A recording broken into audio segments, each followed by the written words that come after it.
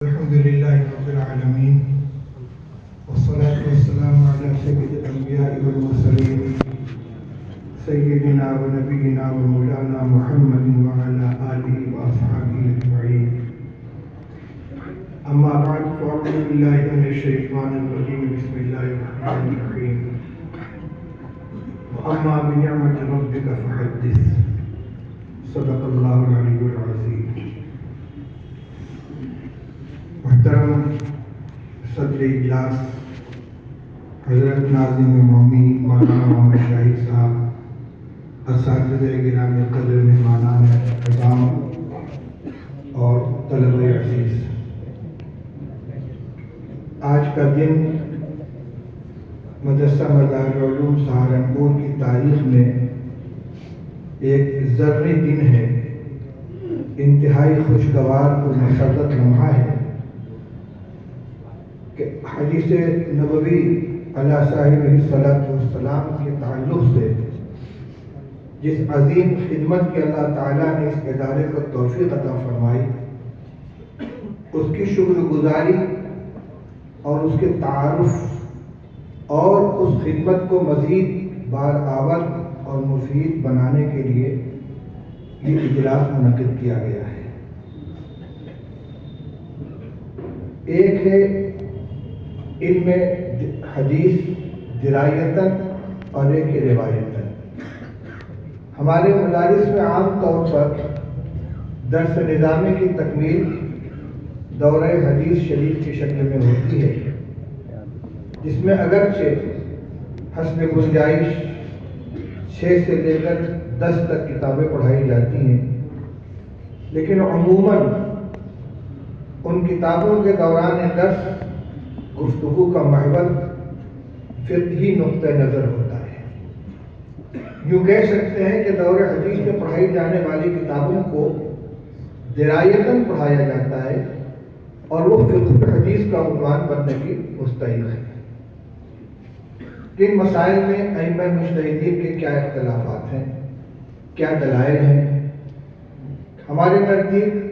قابل ترجیح کون سا مسلک ہے، کون سی روایت ہماری موجود ہے اور کون سی روایت وہ ہے جو بظاہر خلاف ہے، اس کی کیا توجیہ ہے، ہر مسلک والے اسی انداز سے درس دیتے ہیں۔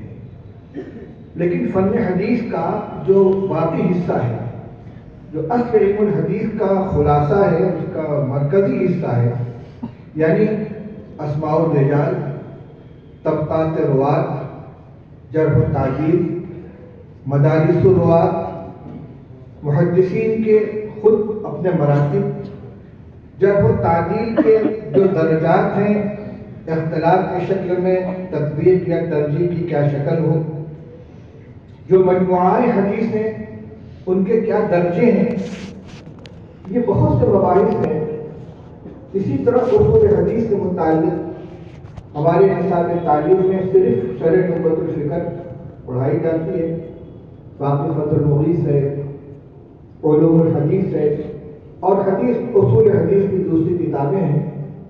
نہ ان کی گنجائش ہوتی ہے، نہ ان کی طرف توجہ ہوتی ہے۔ اس لیے جس طرح فقہ کی تعلیم کے بعد فتاوی اور تدریبی افتاء کا تخصص کا کورس ہوتا ہے، ادب کے بعد تکمیل ادب پھر تخصص فی ادب کا کورس ہوتا ہے، اسی طریقے سے ضرورت تھی کہ حدیث کے اندر درد پیدا کرنے کے لیے، مہارت حاصل کرنے کے لیے تخصص کا شعبہ قائم کیا جائے۔ اللہ تعالیٰ نے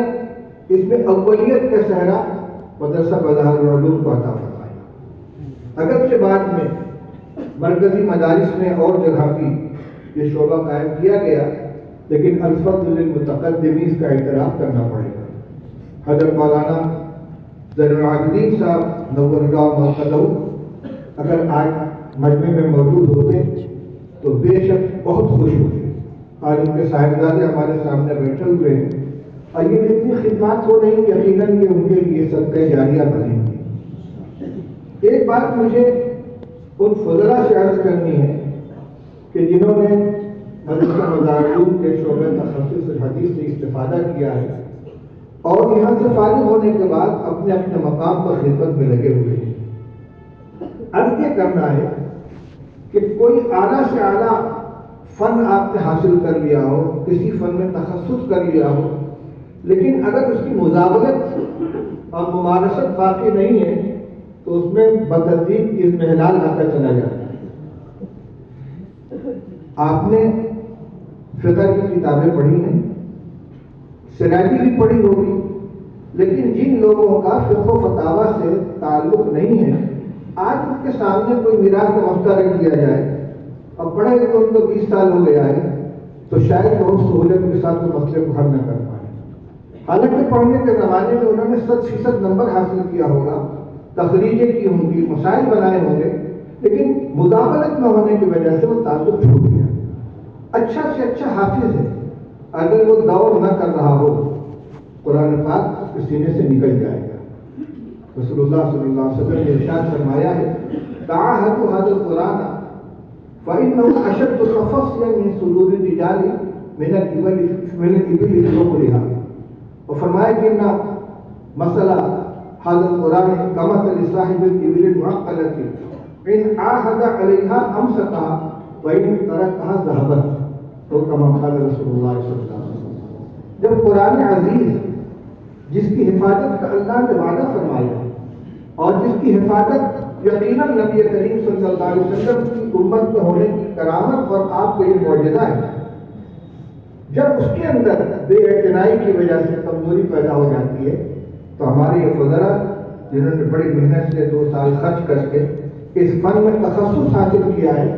اگر انہوں نے اس فن کو اپنا اوڑھنا بچھونا نہ بنایا اور کسی نہ کسی طرح اس سے اپنے تعلق کو باقی نہ رکھا